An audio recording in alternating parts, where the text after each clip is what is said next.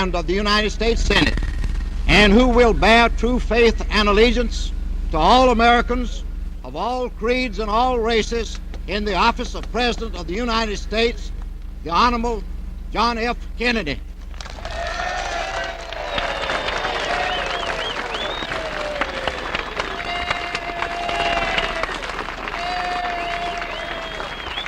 President Kennedy, Democratic nominee Kennedy is now getting ready to speak. The crowds are piling in now up to the platform, and just a moment we'll have the speech of Senator Kennedy. My friend and colleague, Senator Ervin, Governor Hodges, Senator Jordan, Congressman Bonner, my fellow members of the congressional delegation, your next Governor of North Carolina, I hope, Terry Sanford, distinguished guests, ladies and gentlemen, I come here today from a section of the United States which claims to be the oldest section of the United States, to North Carolina, which is the oldest section of the United States.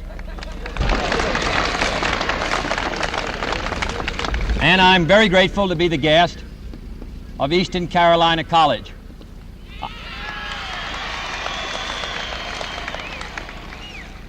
I understand that they've had a most rapid growth and now wish to play in the Southern Conference. I'm finding I am scheduled in the Southern Conference too, and find it with some difficulty, and I hope that you have success and that I do also. I come here today as the nominee of the Democratic Party, and therefore I stand in succession to a number of distinguished Americans who have borne the banner of the Democratic Party in good times and bad, but they have borne it high for the benefit of the United States of America. North Carolina helped create the Democratic Party. The state of Virginia founded it, Thomas Jefferson and James Madison, and our party was given its modern form as the party of the people by a great citizen of this state, Andrew Jackson. I therefore come here today to ask your support in a difficult and trying time in the life of our country.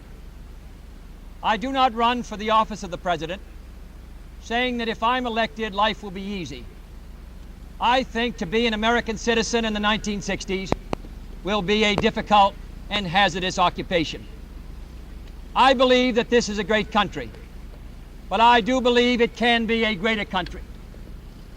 This is a powerful country, but I think it can be a more powerful country. My chief disagreement with the Republicans in this campaign is that they have had too little faith in the development of this country. I think we can do better. Their campaign motto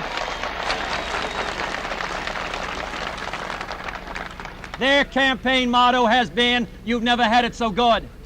Well, I think as a citizen of the United States, as well as a Democrat, that it is our obligation to do better, to build the economy of the state of North Carolina, to build the economy of the United States, and in so doing, build the strength of the United States as a great and free country.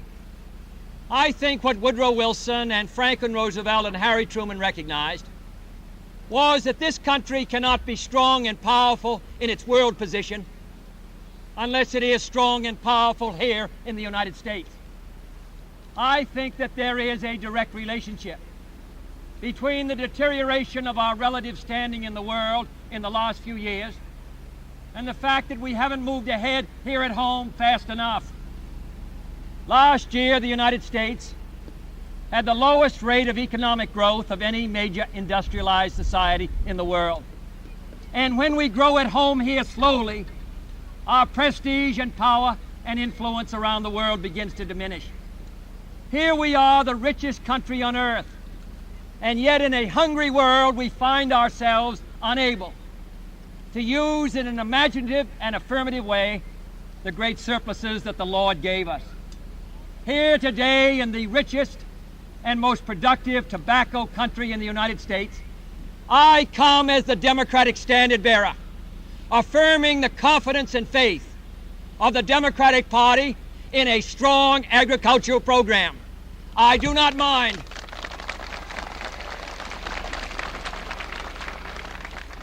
It is a source of satisfaction to me that for 2 months, every 4 years, the Republican candidate for the presidency, whoever he may be, comes out strongly for an affirmative agricultural program. But day by day, month by month, year by year in the Congress, the burden has been carried by Congressman Cooley, the Democratic senators from this state, Democratic congressmen and senators from the South and the Midwest.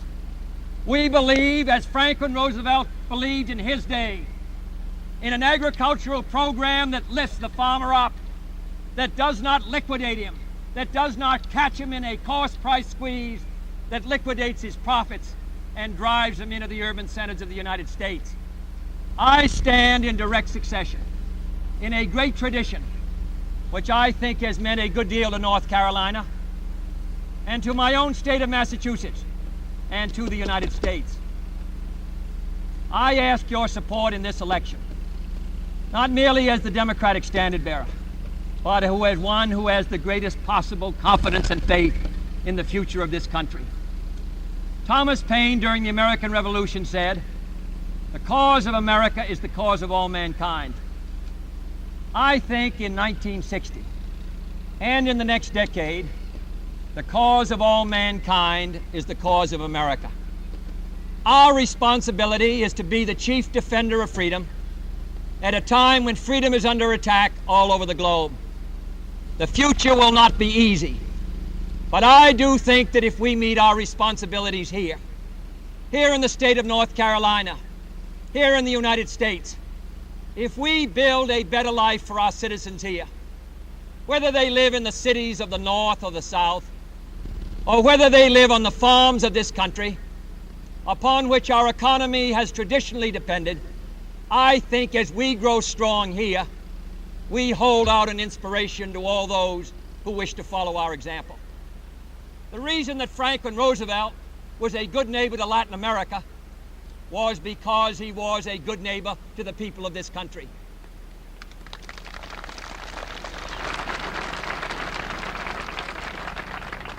Today we celebrate Constitution Day, which is the day at the end of the Constitutional Convention when George Washington sent the Constitution to be ratified by the states. I stand today as the supporter of the American Constitution as the best and most happy way for the organization of our life. And I think our great ambition is to see the blessings of freedom spread, not only in our own country, but all around the world. A strong America, believing in freedom for all our citizens, I think offers the best hope of freedom to all those who look to us with confidence and hope. I ask your help in this campaign.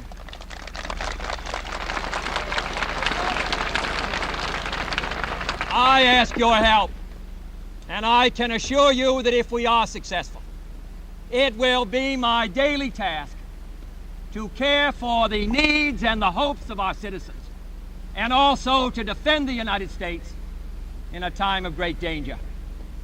During the Constitutional Convention, there was behind the desk of General Washington a painting of a sun low on the horizon, and many of the delegates wondered during the debate whether it was a rising or a setting sun. And at the conclusion, Benjamin Franklin stood up. He said, "Because what we have done here, we now know that it is a rising sun and the beginning of a great new day."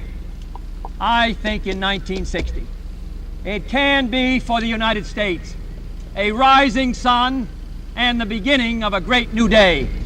Thank you.